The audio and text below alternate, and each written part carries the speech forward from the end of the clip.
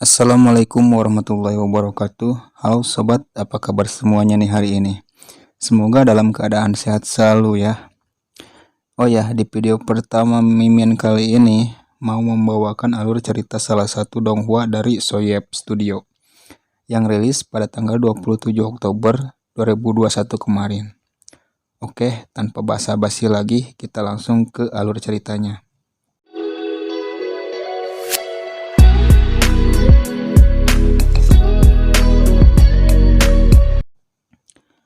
Di awal scene, kita diperlihatkan dengan 4 orang ketua yang sedang menuju ke sebuah tempat, yang mana di tempat tersebut terdapat sang Raja Iblis Banteng.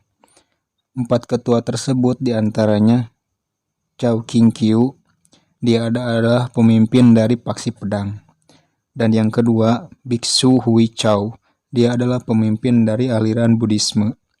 Dan yang ketiga, ada Yan Zhong, dia adalah pemimpin dari aliran cendekiawan. Dan yang terakhir adalah Ketua Liang Li. Dia adalah pemimpin dari aliran Taoisme. Melihat kedatangan keempat ketua tersebut, sang Raja Iblis Banteng pun langsung menggertak mereka dengan menggunakan teriakannya. Alih-alih ketakutan, Ketua Cao Xingxiu pun langsung menyerang ke arah sang Raja Iblis Banteng dengan menggunakan pedangnya yang tentu saja dapat ditahan dengan mudahnya oleh sang Raja Iblis Banteng. Melihat ada kesempatan lain, Ketua Cao Xingxiu pun langsung menarik pedangnya dan kembali menyerang sang Raja Iblis Banteng ke arah kepalanya, yang lagi-lagi dapat ditahan dengan mudah oleh sang Raja Iblis Banteng. Yang membuat Ketua Cao Qingqiu lebih terheran-herannya lagi, dari dahi sang Raja Iblis Banteng keluar bola mata yang dapat melakukan serangan balik kepada Ketua Cao Xingxiu.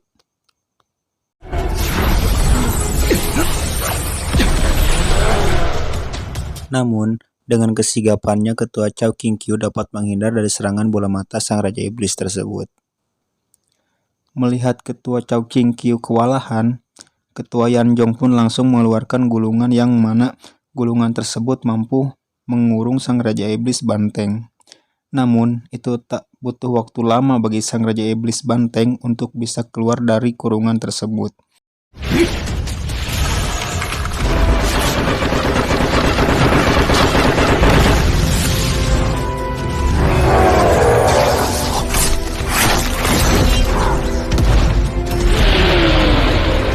Melihat sang Raja Iblis Banteng yang berhasil menghancurkan kurungan tersebut, Ketua Liang Li pun langsung mengarahkan kekuatannya yang berupa petir, yang dapat menekan sang Raja Iblis Banteng. Merasakan dirinya tertekan, sang Raja Iblis Banteng pun langsung mengangkat tamengnya yang mana tameng tersebut dapat mengembalikan serangan Ketua Liang Li.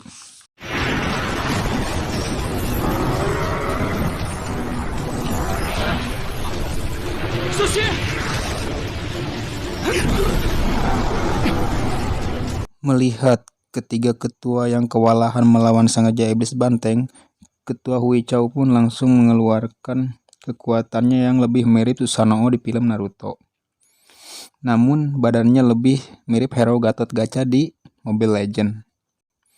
Ketika Ketua Hui Chao bertarung dengan sang Raja Iblis Banteng, Ketua Yan Zhong dan Ketua Liang Li pun langsung memanfaatkan keadaan dengan mentransfer kekuatan mereka kepada Ketua Cao Qingqiu. Disusul juga dengan Ketua Hui Chao, sehingga membuat kekuatan Ketua Cao Qingqiu menjadi lebih overpower dan langsung melesat menuju ke arah sang Raja Iblis Banteng.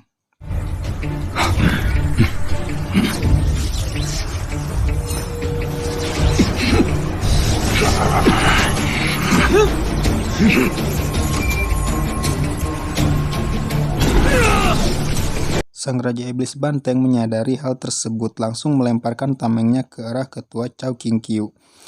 Namun, itu sama sekali tak berefek kepada Ketua Cao Qingqiu, karena tameng tersebut dapat dengan mudahnya dihancurkan oleh Ketua Cao Qingqiu, yang berupa pedang yang sangat besar. Sang Raja Iblis Banteng pun kembali menahan serangan tersebut dengan menggunakan bola matanya, sehingga menimbulkan ledakan yang sangat besar.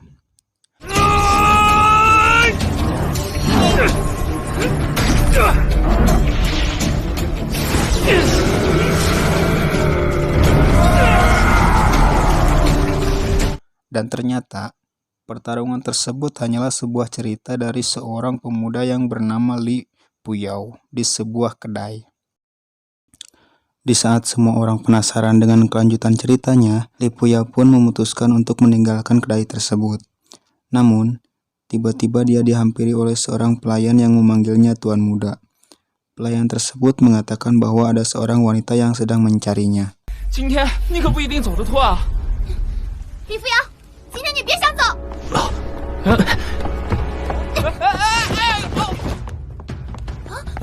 李扶摇，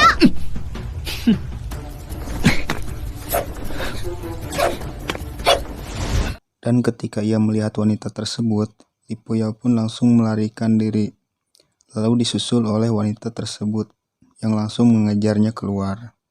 Di sini diketahui bahwa wanita tersebut bernama Gu Yuan, yang mana dia adalah seorang pengajar di Akademi Yanling.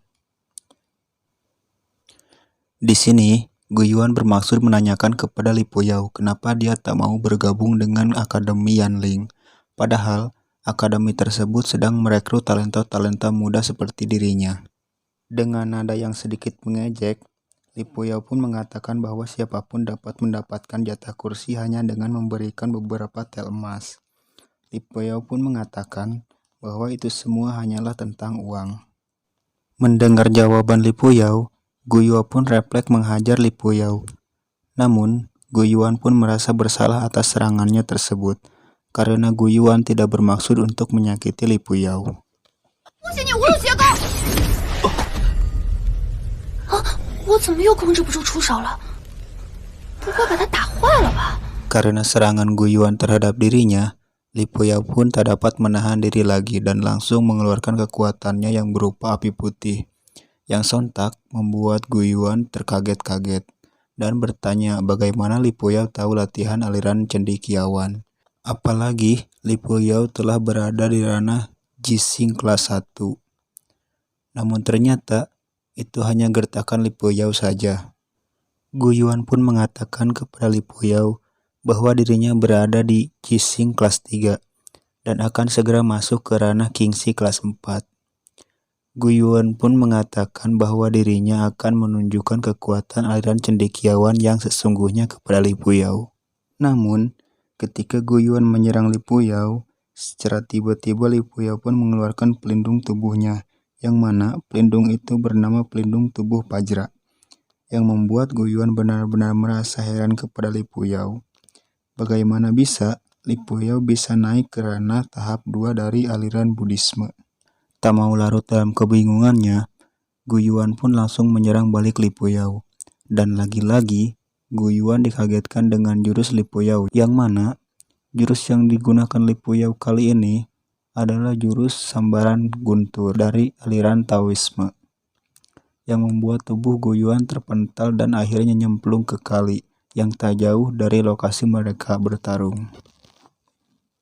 Scene pun berganti kepada seorang gadis yang sedang berjalan dengan menggunakan payung, yang mana jalannya harus dihentikan dengan kehadiran dua orang pria yang nampaknya ingin menangkap gadis tersebut. Salah satu pria tersebut mengatakan, "Hai gadis iblis, beraninya berkeliaran di dunia manusia." Pria itu pun menyuruh wanita ini menyerah dan mengikuti mereka kembali ke Akademi Yanling. Di sini kita pun dijelaskan bahwa gadis ini bernama Qing Huai. Alih-alih menyerah, Qing Huai justru malah mencabut tusuk kondenya yang ternyata dapat berubah menjadi cambuk emas. Dan pertarungan di antara mereka bertiga pun tak dapat dielakkan.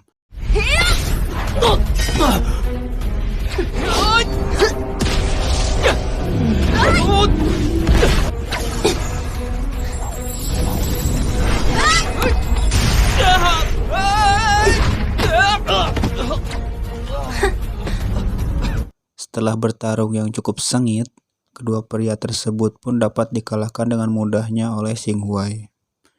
Namun, ketika Xing Huai akan menghabisi kedua orang tersebut, tiba-tiba muncul seseorang yang langsung menghentikan serangan Xing Huai. Seketika, kedua orang tersebut menyebutkan bahwa orang yang datang menyelamatkan mereka adalah Paman Yanyu.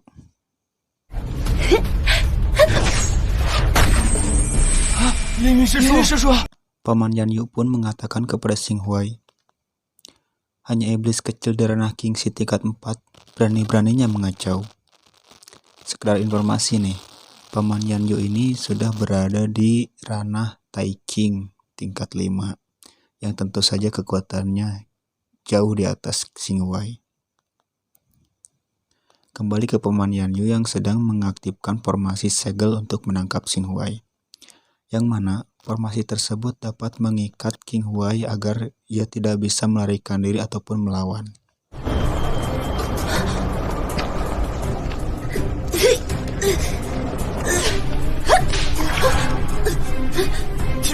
Melihat Xing Huai yang tak berdaya, Paman Yanyu pun langsung melancarkan serangannya kepada Xing Huai, yang membuat Xing Huai terpental dan terluka cukup parah. Melihat lawan yang ada di hadapannya bukanlah lawan yang sebanding bagi dirinya, Xing Huai pun langsung mengeluarkan jurus rahasianya yang berupa Shuriken emas.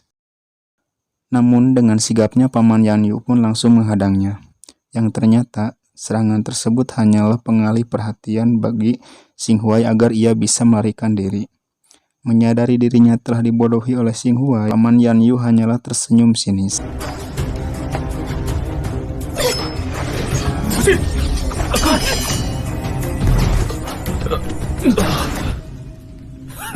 Scene pun kembali berganti, yang mana di sini terlihat Li Puyao yang sedang asik nongkrong-nongkrong ria di sebuah jembatan. Ketika ia sedang asik-asik nongkrong ria, dia pun dikejutkan dengan kedatangan Xing Huai.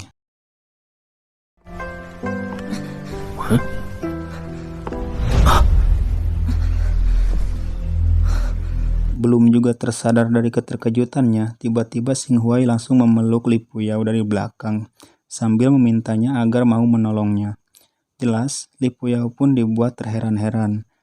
Dan ketika Li Puyao larut dalam keheranannya, sambil ia menelan ludah karena pelukan dari Xing Huai yang meminta pertolongannya, film pun bersambung. Oke lah, mungkin sampai di sini dulu ya alur cerita film Donghua Proud Swordsman untuk part pertama, lebih tepatnya episode 1 ini. Jangan lupa like videonya agar Mimin lebih semangat lagi dalam membuat videonya. Juga jangan lupa klik subrek-nya ya. Selain karena subrek itu gratis, teman-teman semua tentunya takkan ketinggalan kelanjutan dari episode keduanya. Jadi tunggu part 2-nya hanya di channel ini ya. Terima kasih. Oh iya, sebelum videonya berakhir, Mimin mau minta maaf kalau ngomongnya masih agak belepotan ya. Itu karena Mimin masih dalam tahap belajar. Mohon dukungan dan bimbingannya dari teman-teman semua. Sampai jumpa di video selanjutnya. Bye-bye.